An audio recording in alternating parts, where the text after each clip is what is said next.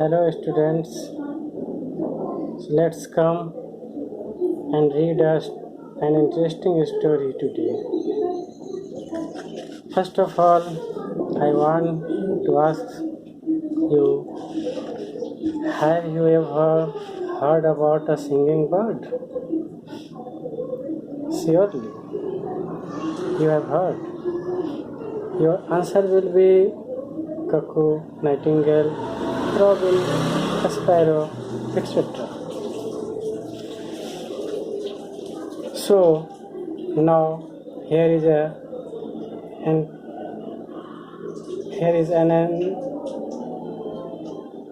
interesting story. The Emperor and the Nightingale. I am going to tell about. Long ago in the land of China, there lived an emperor. बहुत पहले चीन की धरती पर एक सम्राट रहा करता था. He had a majestic palace. उसका एक भव्य महल था. Behind the palace there was a huge forest and a nightingale lived in it.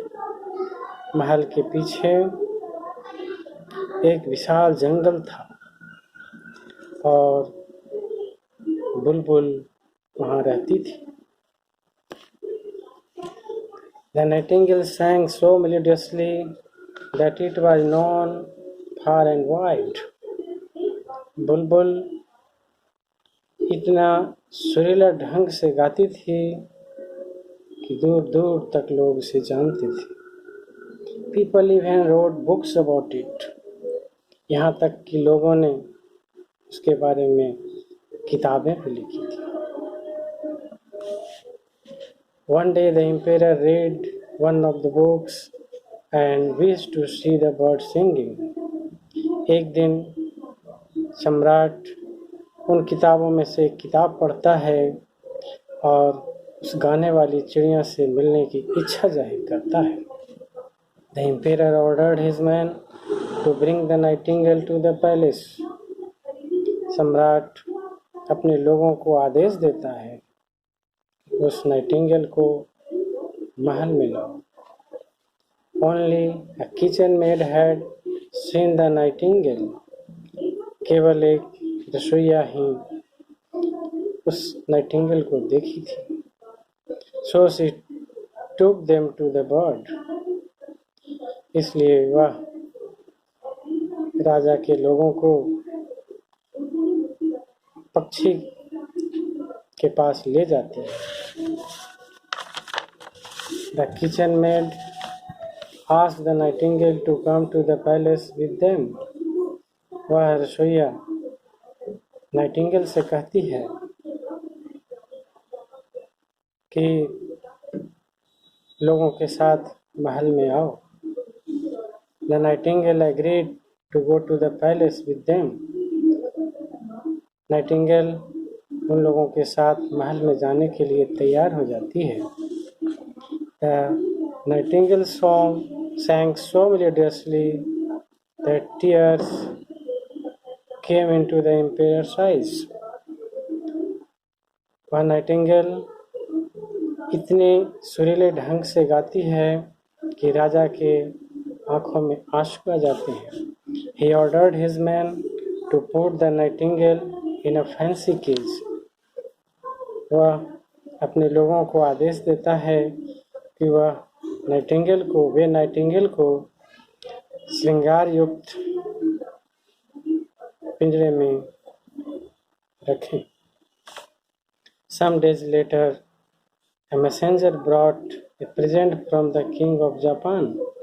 कुछ दिन बाद जापान देश का एक संदेशवाहक आता है उपहार लेकर. It was a beautiful toy nightingale. यह एक सुंदर खिलौना बुलबुल था. Made of gold and curved with jewels. स्वर्ण रचित था और श्रृंगार युक्त था, रत्नों से युक्त था. The emperor wound up the toy bird and it sang the same song again and again. सम्राट उसकी चाबी ऑन करता है और वह खिलौना पक्षी एक ही संगीत को बार बार गाने लगती है. Every night the emperor listened to the toy bird song. प्रत्येक रात्रि को राजा उस खिलौने चिड़िया की संगीत को सुनता है. The real nightingale felt unhappy and flew back to the forest. और वास्तविक बुलबुल दुखी महसूस करती है और वापस जंगल को उड़ जाती है.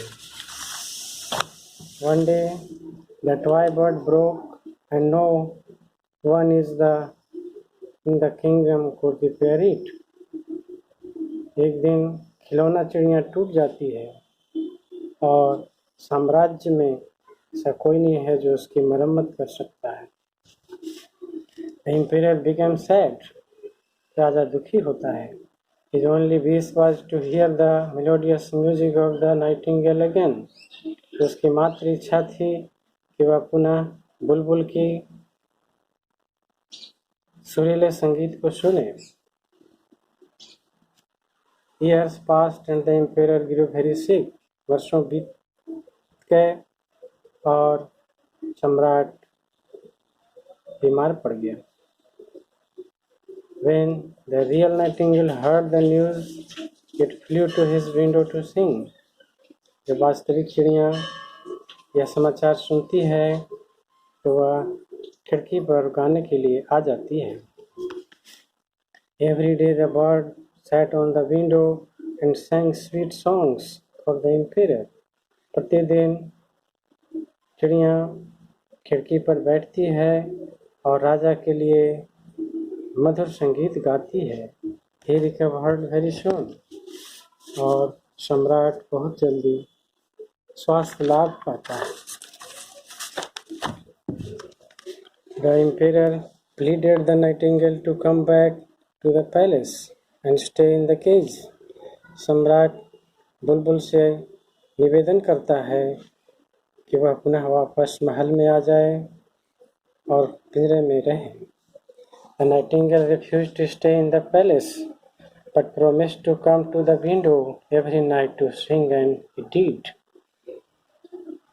Nightingale महल में आने से इनकार कर जाती है, रहने से इनकार कर जाती है, लेकिन वादा करती है कि वह प्रत्येक रात्रि को खिड़की पर आएगी और संगीत सुनाएगी. और ऐसा ही कि इस प्रकार यह रोचक कहानी समाप्त होता है. This fairy tale teaches us a lesson that even the bird likes freedom. यह काल्पनिक कथा हमें एक सीख देता है कि यहाँ तक कि पक्षी भी आज़ादी चाहते हैं. Therefore, we should not put the bird in cage. इसलिए हमें पक्षियों को पिंजरे में कैद नहीं करना चाहिए. आइए इस कहानी के लेखक के बारे में सुनते हैं. About the author. This beautiful story was written by Hans Christian Andersen. यह सुंदर कहानी हैंस क्रिश्चियन एंडरसन के द्वारा लिखी गई है. Who was born in Denmark on April 2, 1805. जिनका जन्म डेनमार्क में 2 अप्रैल 1805 में हुआ था. His stories are loved by children. उनकी कहानियाँ बच्चों के द्वारा बहुत पसंद की जाती हैं all over the world, पूरे संसार में. The Emperor's New Clothes and Thumbelina are two of the best fairy tales written by him. उनके द्वारा उत्तम रचना Emperor's New Clothes और थम्बेलिना है, जिसे बच्चे देखना सुनना पसंद करते हैं. तो बच्चों, आप इस कहानी का स्वाध्याय करेंगे। इसी उम्मीद के साथ इस स्टोरी का एंड करता हूँ। Thank you.